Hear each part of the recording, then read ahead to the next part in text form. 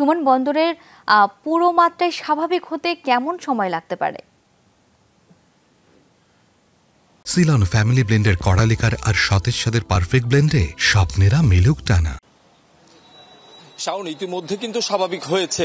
আপনি জানেন ঝোড়ো হওয়ার কারণে যে 19টি জাহাজকে বহির্নোঙরে পাঠানো হয়েছে, তার মধ্যে প্রায় 15টি জাহাজ কিন্তু জেটিতে এসে পৌঁছেছে এবং সেখান থেকে কিন্তু পণ্য উঠানামা শুরু হয়েছে। এর আগেও কিন্তু আপনি জানেন গতকালকে কিন্তু ক্যাপ্টেনদেরকে পাঠানো হয়েছিল জাহাজগুলো আনার জন্য। সেক্ষেত্রে কিন্তু বৈরী হওয়ার কারণে সেগুলো না এনে ক্যাপ্টেনরা ফেরত এসেছিল। তার বাইরেও কিন্তু বন্দর কর্তৃপক্ষ গতকালকে যে পচনশীল দ্রব্যগুলো, যেই কন্টেনারগুলো ছিল সেগুলো কিন্তু আসলে বন্দর থেকে বের করেছে, অর্থাৎ সেগুলো কিন্তু উঠানামা হয়েছে, হ্যান্ডেলিং হয়েছে।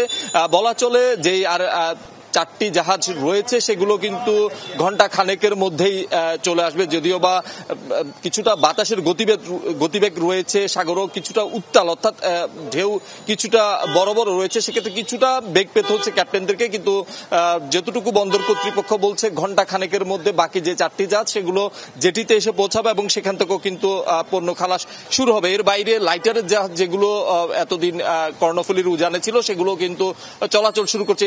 বলা চলে কিন্তু সব মিলিয়ে বন্দরের যে কার্যক্রম সেটি কিন্তু ধীরে ধীরে স্বাভাবিক হতে চলেছে। বন্দরের যে পণ্য উঠানামা সেগুলো স্বাভাবিক হয়েছে এবং যেসব ইকুইপমেন্ট সেগুলো নিরাপদ আশ্রয়ে সরিয়ে রাখা হয়েছে সেগুলো কিন্তু নিয়ে এসে আবার আগের মতো স্থাপন করা হয়েছে পণ্য খালাসের জন্য। সব মিলিয়ে বন্দরের যে কর্মচঞ্চলতা সেটি ঘূর্ণিঝড়ের আগে যেমন ছিল সেটি কিন্তু একেবারেই আবার পুরো দমে চালু হয়েছে। যদিও বা যে জাহাজগুলো 4টি জাহাজ এখনো আসেনি সেগুলো আসলে পুরোপুরি যে কর্মচঞ্চলতা সেটি একেবারেই পুরোনো দিনের মতোই হয়ে যাবে।